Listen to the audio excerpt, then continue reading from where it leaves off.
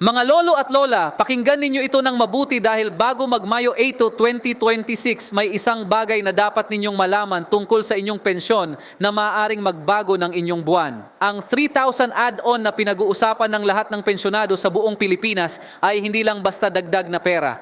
Serious. Ito ay may mga kondisyon, may mga patibong at may mga scammer na naghihintay na magnakaw mula sa inyo.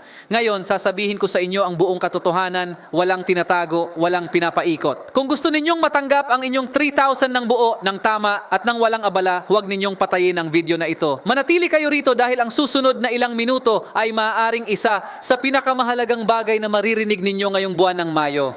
Pause. Magandang araw sa inyong lahat mga mahal kong lolo at lola, mga tatay at nanay at sa lahat ng ating mga pensyonado sa iba't ibang sulok ng ating magandang Pilipinas. Muli tayong nagkita dito sa inyong pinakamapagkakatiwalaang espasyo sa internet, ang inyong tahanan ng lahat ng bagay tungkol sa pensyon, tungkol sa inyong mga karapatan at tungkol sa pera na pinaghirapan ninyo sa loob ng maraming taon ng inyong buhay.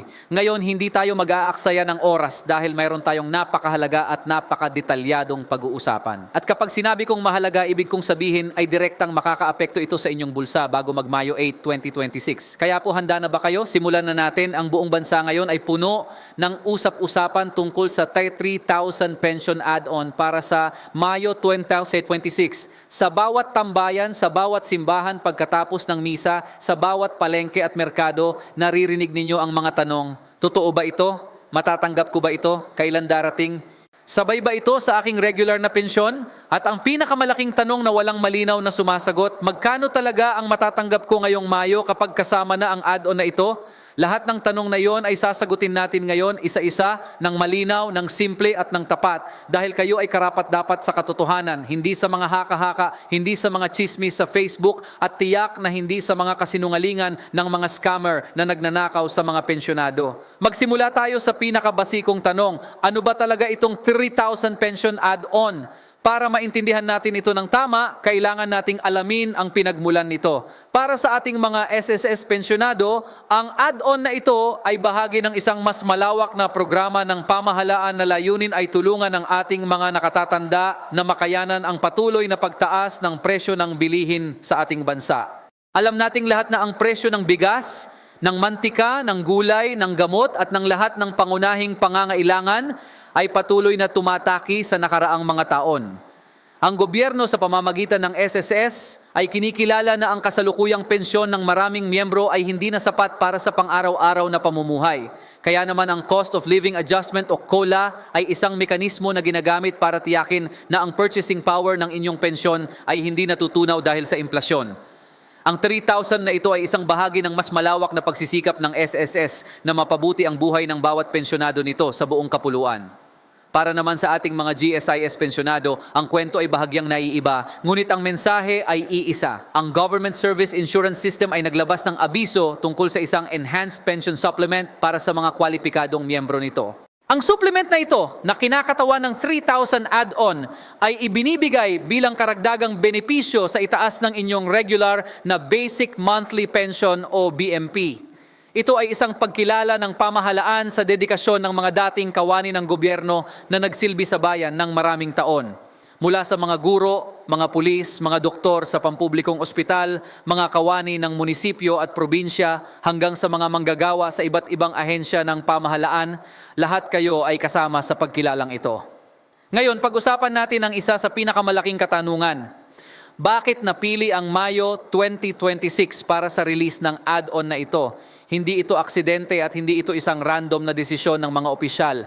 Mayroon itong malalim na kahulugan at tatlong pangunahing dahilan. Una, alam nating lahat na ang buwan ng Mayo ay itinalagang Senior Citizens Month sa ating bansa. Ito ay isang espesyal na panahon kung saan kinikilala ng buong Pilipinas ang kontribusyon at kahalagahan ng ating mga nakatatanda sa lipunan. Ang pagpapalabas ng add-on sa buwang ito ay isang simbolikong kilos ng pamahalaan na nagpapakita ng respeto at pagmamahal sa bawat senior citizen.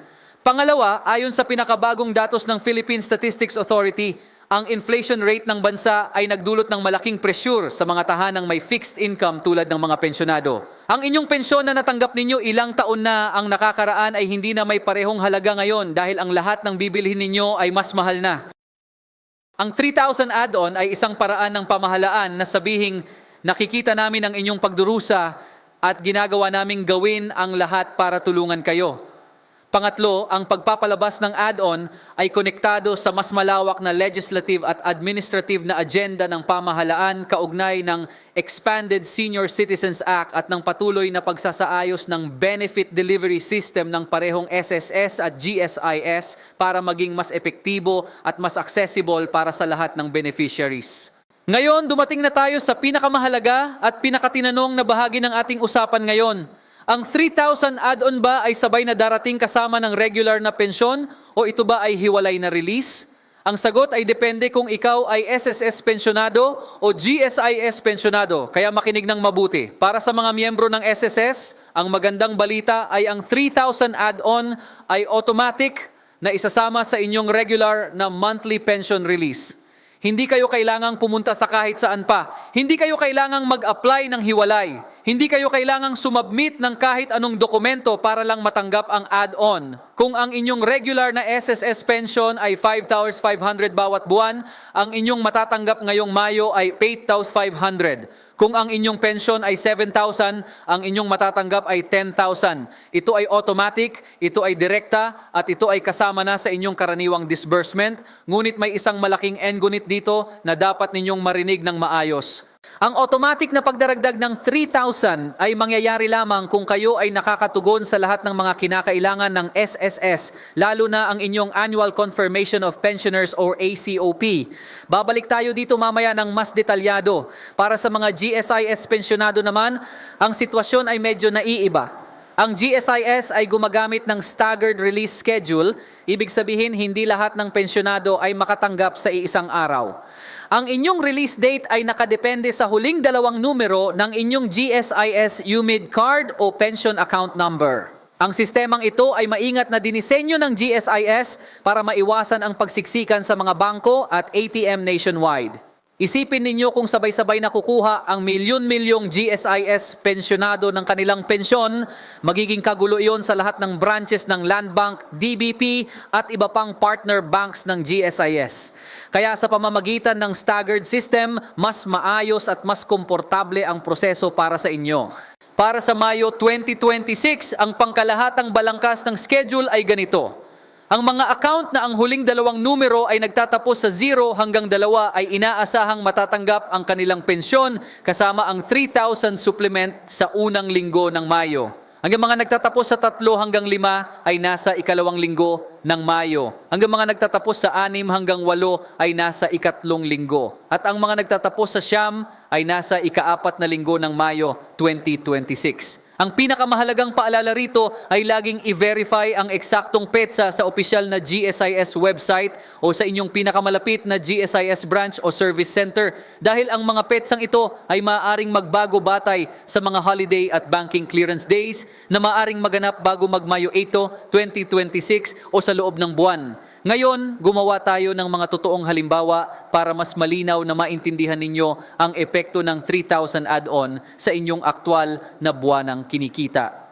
Isipin ninyo si Lola Rosita, isang 74 taong gulang na dating manggagawa sa isang pabrika sa Laguna. Siya ay isang SSS member sa loob ng mahigit 30 taon at ang kanyang kasalukuyang monthly pension ay 6,500.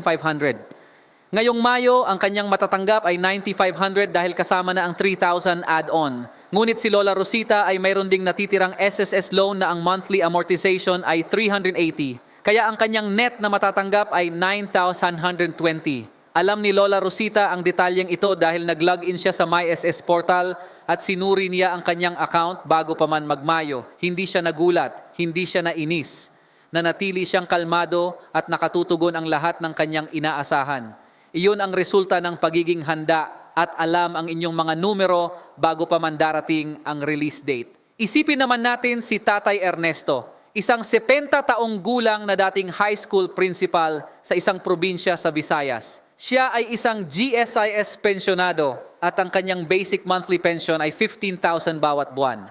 Ngayong Mayo, kasama ang 3,000 GSC's Enhanced Pension Supplement, ang kanyang gross pension ay aabot sa 18,000. Ngunit may PhilHealth Premium Deduction siyang 300 bawat buwan at isang GSIS policy loan na may monthly amortization na 950. Kaya ang kanyang net na matatanggap ay 16,750. Ang huling dalawang numero ng kanyang GSIS account ay 56, na nangangahulugang ang kanyang release ay nasa ikalawang linggo ng Mayo. Si Tatay Ernesto ay marunong maghintay. Siya ay may itinigil na maliit na halaga para sa unang linggo ng buwan bilang emergency buffer habang hinihintay ang kanyang staggered release. Ito ay isang praktikal na hakbang na iminumungkahi natin sa lahat ng GSIS pensyonado na hindi nasa first release group. Ngayon, mayroon din tayong isang espesyal na sitwasyon na nais nating talakayin. Ang mga pensyonado na mayroon sa kanilang sariling SSS pensyon at kasabay nito ay nakatanggap din ng survivor's pension mula sa GSIS dahil ang kanilang asawa ay isang GSIS member na yumao na. Ito ay tinatawag na dual pension situation at ito ay mas karaniwan kaysa sa iniisip ng marami. Ang tanong dito ay matatanggap ba ang dalawang 3,000 add-on, isa mula sa SSS at isa mula sa GSIS? Sa kasalukuyan, ang patakaran ay ang 3,000 add-on ay per pension account. Kaya potensyal na ang isang tao sa sitwasyong ito ay maaaring makatanggap ng kabuuang 6,000 na dagdag sa kanyang regular na pensyon. Ngunit at ito ay isang napakahalagang unit. Ang ganitong sitwasyon ay kailangang personal na i-verify sa parehong SSS at GSIS. Huwag umasa sa balita ng kapitbahay. Huwag maniwala sa kung ano ang sinasabi sa social media. Pumunta sa opisyal na opisina at alamin ang inyong eksaktong eligibility. Ngayon, pag-usapan natin ang mga bagay na maaaring pigilan ang inyong payment at ang mga scam na kailangan ninyong bantayan bago mag-Mayo 8, 2026. Una at pinakakritikal para sa mga SSS pensyonado, ang Annual Confirmation of Pensioners o ACOP. Ang ACOP ay ang proseso kung saan pinapatunayan ng SSS na kayo ay buhay pa at patuloy na karapat-dapat sa inyong pensyon. Ito ay kailangang gawin ng isang beses sa isang taon sa inyong itinakdang buwan. Kung hindi kayo nakapag-akop sa inyong itinakdang buwan, ang SSS ay may karapatang i-hold ang inyong pensyon kasama na ang 3,000 add-on. Ito ay hindi isang banta. Ito ay isang patakaran na may malinaw na layunin na protektahan ang pension fund mula sa mga irregular na payout. Paano kayo makakapag-ACOP? Maaari kayong pumunta ng personal sa pinakamalapit na SSS branch at magdala ng inyong SSS ID o UMID. Maaari rin kayong mag-ACOP online sa pamamagitan ng MySS portal kung kayo ay registered na. Para sa mga may kapansanan o mga napakalayo sa branch, maaari kayong magpadala ng authorized representative na may lahat ng kinakailangang dokumento. Ang pinakamahalagang hakbang na magagawa ninyo ngayon, kung hindi kayo sigurado kung nakapag-ACOP na kayo para sa taong ito, ay pumunta sa pinakamalapit na SSS branch at i-verify ang inyong status. Huwag maghintay, huwag sabihing gagawin ko na bukas o sa susunod na linggo. Gawin ninyo ito ngayon.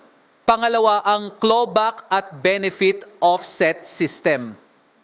Tulad ng nakita natin sa ating mga halimbawa, ang lahat ng inyong outstanding loans sa SSS o GSIS ay automatic na ibabawa sa inyong pension payout bago pa man ito makredit sa inyong account. Ito ay tinatawag na benefit offset at ito ay legal at opisyal na patakaran ng parehong ahensya. Huwag magulat kung mas mababa ang pumasok sa inyong account kaysa sa inyong inaasahan. Ang pinakamagandang gagawin ninyo bago mag-Mayo 8, 2026 ay ang mag-log in sa MySS app o sa GSIS iZone portal at suriin ang inyong loan balance at ang inyong monthly amortization para malaman ninyo ng maaga kung magkano talaga ang inyong net na matatanggap. Ang kaalaman ay kapangyarihan at sa kasong ito, ang kaalaman ay nagbibigay sa inyo ng kapayapaan ng isip. Pangatlo, at ito ang pinakadelikado sa lahat, ang mga scammer na gumagamit ng 3,000 add-on bilang pain para mandaya ng mga pensyonado. Kasabay ng mga malalaking anunsyo tungkol sa pension benefits ay ang mga kriminal na gumagamit ng pagkakataong ito para magnakaw mula sa ating mga pinakamarupok na miyembro ng lipunan. Ang mga karaniwang scam na dapat bantayan ay ang mga telepono na tatawag sa inyo at magsasabing kailangan ninyong magbayad ng processing fee o administrative fee para matanggap ang inyong 3,000 add-on. Huwag maniwala. Ang SSS at ang GSIS ay hindi kailanman humihingi ng kahit anong bayad para sa inyong mga benepisyo. Ang inyong pensyon ay libre. Ang inyong add-on ay libre. Walang bayad, walang paltan, walang kahit ano. Pangalawa, ang mga fake text messages na nagsasabing kailangan ninyong i-click ang isang link para ma-activate ang inyong 3,000. I-delete agad ang mensaheng yon at huwag i-click ang anumang link. Ang SSS at GSIS ay hindi nagpapadala ng mga ganitong text message. Pangatlo, ang mga taong lapitan kayo sa labas ng bangko o sa harap ng SSS o GSIS branch na nag-aalok na tulungan kayo sa inyong pensyon para sa isang bayad o para sa bahagi ng inyong pera. Tumanggi, lumayo at kung maaari, iulat sa mga opisyal ng seguridad ng bangko o ahensya. Kung may nagtatanong sa inyo ng inyong SSS number, GSIS number, password o anumang personal na impormasyon, tumawag agad sa opisyal na hotline. Ang SSS hotline ay 1455 at ang GSIS hotline ay 028-847-4747. I-save ang mga numerong ito sa inyong telepono ngayon. Ngayon, pag-usapan natin ang teknolohiya na maaaring gawing mas madali at mas komportable ang inyong buhay bilang pensyonado. Ang MySS app at portal ng SSS ay isang napakakapakipakinabang na kasangkapan na libre para sa lahat ng SSS members at pensyonado. Sa pamamagitan ng MySS, maaari ninyong tingnan ang inyong pension amount para sa buwan kasama na ang 3,000 add-on. Maaari ninyong i-check ang inyong loan balance at ang eksaktong halaga na ibabawas sa inyong pensyon. Maaari ninyong kumpirmahin kung nakapag-ASOP na kayo para sa taong ito at maaari ninyong makita ang inyong disbursement date, ang eksaktong araw kung kailan darating ang inyong pera sa inyong account o sa inyong preferred payment mode. Para mag-register sa MySS, pumunta sa mss.gov.ph